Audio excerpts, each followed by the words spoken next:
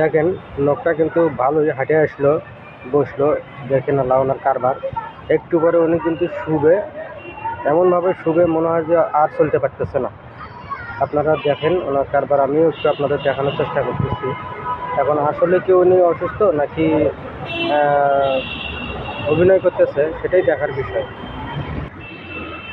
তাই দেখেন উনি বসে পড়ছে, মানে শুয়ে পড়ছে, কী অবস্থা! মানে অথচ কিন্তু হাঁটে আসলো, উনি হাঁটে এসে সুন্দরভাবে বসলো। তো দেখেন এখন আবার এই যে শুয়ে পড়ছে, মনে হয় যে মানে মারাত্মক অসুস্থ। তো বন্ধুরা দেখেন, এই হলো মানুষ। কিছু কিছু লোক আছে যারা আমরা হলো দেখি সুস্থ সবল মানুষ ভিক্ষা করে, অভিনয় করে। তো উনি যদি আসলেই অসুস্থ হয়ে যায়, অসুস্থ হয় বা অসুস্থ থাকে, তাহলে সবাই আমরা তার জন্য দোয়া করবো, প্রার্থনা করবো উপরওয়ালার কাছে। আর বিশেষ করে ঢাকা শহরে এমন পরিস্থিতি হয়েছে যে শুধু ঢাকা শহর না, অল বাংলাদেশি বিভিন্ন শহরেই দেখা যায়, বিভিন্ন মহল্লাতেই, বিভিন্ন এতেই দেখা যায় শহরে যে অভিনয় করে এরকম অনেক লোক ভিক্ষাবৃত্তি করে খাইতেছে। মানে এটা ঠিক না।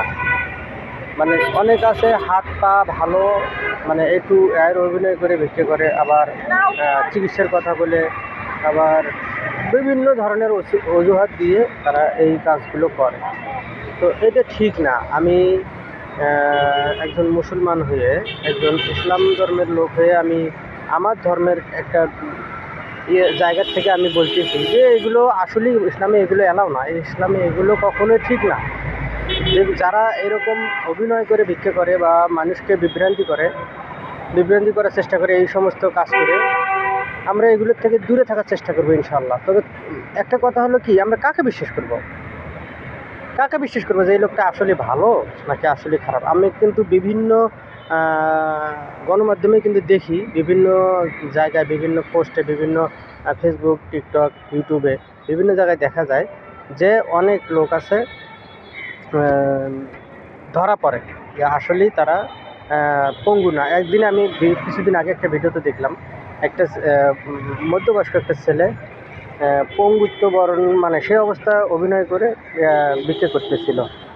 তবে এক ইউটিউবার ভাই ওনাকে ধরছে, তারপরে দেখে যে না, আসলে সে দৌড় দেয়, মানে দেখে ওনাকে দেখে ওনার ভিডিও করা দেখে দৌড় দিছে। তো আসলে এগুলো কী লাভ রে ভাই? হাত পা যাদের আমাদের ভালো আছে, আমরা আল্লাহ তাআলার কাছে শুকরিয়া আদায় করবো। তো কর্ম করে খাই, কাজ করতে তো কোনো অসুবিধা নেই। কাজ করলে শরীর স্বাস্থ্য ভালো থাকে, কাজ করলে মন পরিষ্কার থাকে, সব দিক দিয়েই ঠিক থাকে কাজ করলে, কাজ করে গেলে। তো কাজ করে খেতে সমস্যা কি আমাদের?